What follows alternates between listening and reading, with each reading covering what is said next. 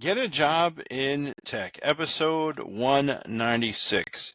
Have you heard about micro retirement? Have you heard that word before?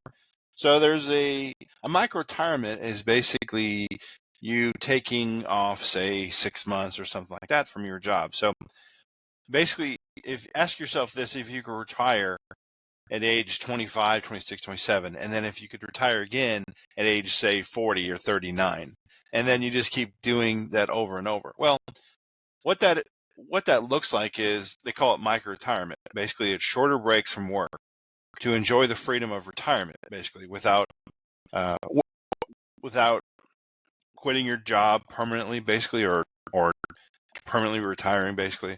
So basically, before they had the traditional retirement age was 65, and then they said, well, let's try to see if we can take some time off beforehand. So I a perfect segue into this, or a perfect way to do this, is this. It's sort of like a semi-retirement, but getting a job overseas. So basically, any place, say you want to get a job in Japan, or you want to get a job in UAE or Dubai, for instance, right? So in a way, that is a mini retirement, although it's not. It will be a really, really mini retirement then. So basically, like this. Let's say you live in Texas, like Dallas, let's say, for instance, and you would like to go overseas and you want to travel, do all these things. But the cost of traveling from Texas to somewhere else is quite a considerable amount. Well, what you can do instead is do this. Position yourself in Dubai, UAE, right? And get yourself a job there. And then now you're essentially 4 hours from Delhi or India. And you're a couple hours from Bombay or Mumbai. The Maldives, you're a couple hours from the Maldives. You're about 3 hours or so from Egypt. And the same distance from Lebanon, Beirut. You can fly into Beirut. And Turkey, you got different regions in the area, Bangladesh, Sri Lanka, like I said, India, let's say Bangalore. You're basically in a 4-hour window there, essentially, 4-hour window to do the traveling that you want to do. If you're in Japan, it's similar thing. So you want to go to South Korea, and you want to go to Taiwan, you want to go to the Philippines, you want to go to Australia, which is about maybe 8 hours away from Japan, 8 hours or so. I think it's a little more than that from Japan. Like Taiwan, Hong Kong, you have those places to go.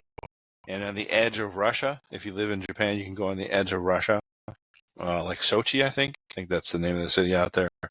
And then the other place, Australia, if you can get the job there. So you basically on the weekends. We're talking about the weekends, obviously. So you take a flight from the weekend. It'll be a 4-hour flight. If you live in Brisbane, you get a job there. You can take you can take a flight to Perth. You can take a flight to Sydney. You can take a flight to Tasmania. You can take a flight to New Zealand, and so you have that area covered there. If you're under, I believe it's 35, I think, you can go to what they call you go to these countries and you work as a farmer, essentially. You're just a helper, really. So you go there, I think it's called WOOF, or World Occupation Food Help, or something like that. You can Google it. Basically, you go there and you're able to work on farms in exchange for free room and board. So you might do whatever the farm needs, whatever help they need. Maybe they need picking fruit or picking apples or whatever they need help with. You would do that in exchange for just living there and free food, of course. And that's all you do. Maybe you'd have a little bit of small money, maybe $20, something like that. I'm not sure what the exact amount is, but that's another way to do it, to have this, what they call micro retirement, or mini retirement, if you will. And in that, you would go to these countries and work there for 6 months or so, and then have the ability to do it again. And then you can put in your resume, you took a sabbatical, or you took a retirement, basically, or an early retirement, if you will, mini retirement. That's probably the word.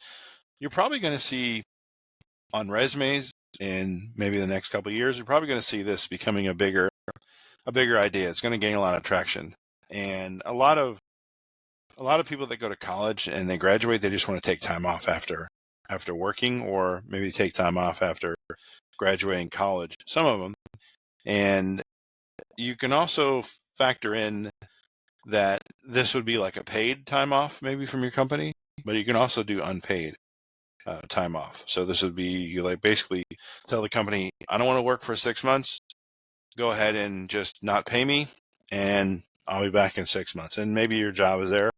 Maybe it's not. It's going to be a little difficult if you're in a field that moves, that's very fluid, is very customer centric. So take in mind for that. Thanks a lot, and we'll see you next one.